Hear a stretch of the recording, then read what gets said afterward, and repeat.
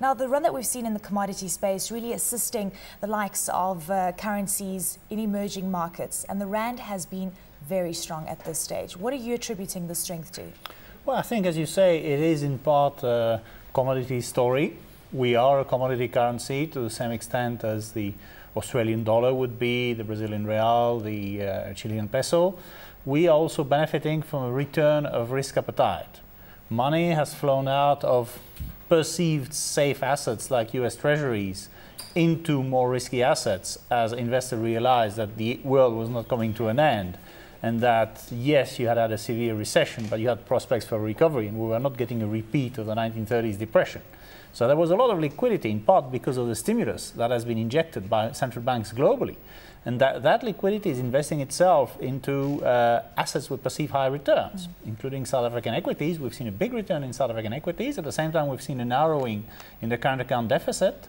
So all that extra cash inflow has boosted the rand versus the dollar, especially as interest rates in G7 economies are extremely low. So it's not expensive to borrow in those currencies, to invest then in the rand or the Brazilian real or the Turkish lira.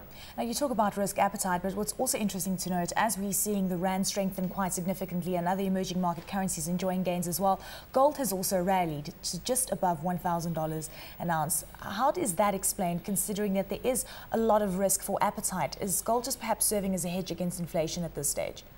Yes, yes, as well. You know, gold is a bit tricky because it sometimes responds like a normal commodity. And indeed, the fact when you have like zero interest rates in the US, for instance, it makes sense to hold gold. And also, it is a hedge against great volatility, hedge against inflation. And there are some who believe that all that stimulus is dangerous and risk creating inflation, not necessarily right away, but in a few years' time.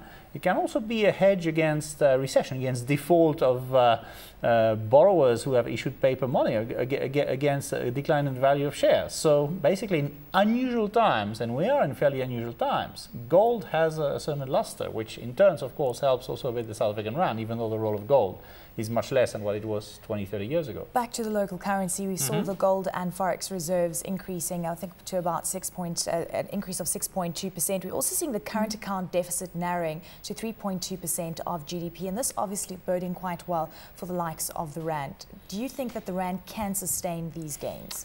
Well, it can probably for several months, even several quarters, but I think in the long run, we cannot avoid another depreciation. We've got to be very careful when we look first at the reserves, because they were bloated by the allocation of special drawing rights by the IMF. It is a one-off. It is not a spontaneous and endogenous increase in reserves. And second, the current account. We've got to remember that domestic demand has been extremely weak. In particular, there's been a heavy reduction in inventories in the corporate sector and the retail sector.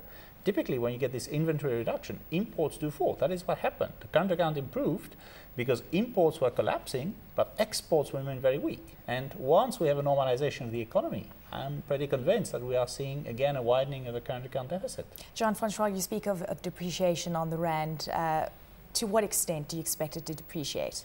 It depends which time horizon you talk about, because I think this country will remain a country with relatively high inflation by international standards. We might have inflation of 5 to 6% over the next few years, whereas the rest of the world is more around 2 to 3%. So even if you want to maintain the current competitiveness level, you need at least a depreciation in line with the inflation differential. My feeling at some point we'll need a little bit more. Now, when does it happen? Is it the second half of next year? Is it 2011? But maybe at some point we get another 20–25% depreciation. This kind of ladder, staircase depreciation we've seen in the past decade or so. A strong rand, a very good thing for interest rate cycle, a good thing for inflation as well, but obviously a big negative for the likes of manufacturers and obviously the resource stocks as well. I spoke to Lumkile Mondi from the IDC yesterday, and he said he'd like to see the Reserve Bank intervene at some point, and he'd like to see the rand at 950. Would you agree with that? Well, I think at some point in the run, yes, probably needs to go to 950. If you look at the performance of exports outside the resource sector in particular over the past decade, it has been quite poor. South Africa has tended to lose market share. Its exports have not grown as much as global demand for South African goods could have increased. Problem of competitiveness. At the moment, we have a rand which in real terms is, if anything, slightly higher than the average of the last 10 years. So we've lost the benefits of last year's depreciation. It's been reversed. And also we've had quite an acceleration in labor costs, with wages remaining strong and productivity declining. I think in manufacturing, unit labor costs are about rising about 20%. That is going to further undermine competitiveness. The government wants to promote manufacturing, but at the current rand level, it's going to be difficult. So do you think that the Reserve Bank should be intervening? Well, they could very easily return to the strategy they had a few years ago, which was when you had strong inflows into the capital market, which exceeded the current account financing needs, they mopped up these excess inflows by accumulating reserves. Now, that has been the case the past few months. You've seen more inflows than required. They haven't mopped it up.